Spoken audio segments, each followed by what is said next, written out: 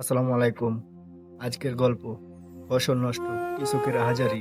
এক সবুজ গ্রামের কঠোর পরিশ্রমী কৃষক হাশেম আলী বুক ভরা আশা নিয়ে আর দিনরাতে ক্লান্তিহীন পরিশ্রমে নিজের এক চিলতে জমিতে ধানের বীজ বুনেছিল সে।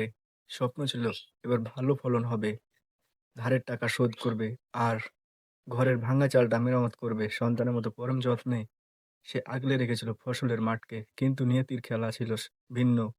ধান পাকার ঠিক আগ মুহূর্তে তীব্র অনাবৃষ্টি আর পোকার আক্রমণে মাঠের পর মাঠ ফসল নষ্ট হয়ে গেল। ধানের শীষগুলো চাল ছাড়াই একদম ফাঁপা আর চিটে হয়ে রইল।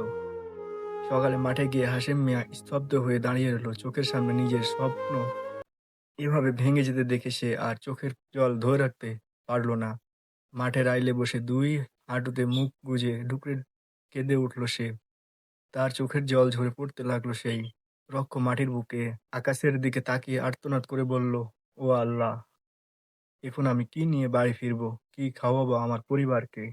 তখন পাশের জমির এক চাষি ভাই এগিয়ে এসে তার কাঁধে হাত রাখলেন, সান্ত্বনা দিয়ে বললেন, কেঁদো না হাসেম ভাই, ভেঙে পড়ো না। প্রকৃতির উপর তো আমাদের কোনো হাত নেই। এবার হয়নি তো কি হয়েছে, পরের বার আল্লাহ নিশ্চয়ই আমাদের সহায় হবেন। চাষি ভাইয়ের কথায় হাসেম আলী চোখ মুছল, বুক ভরা কষ্ট নিয়ে সে আবার উঠে দাঁড়ালো। কারণ সে জানে কৃষক সাময়িক ভাবে ভেঙে পড়লেও কখনো চিরতরে হেরে যায় না।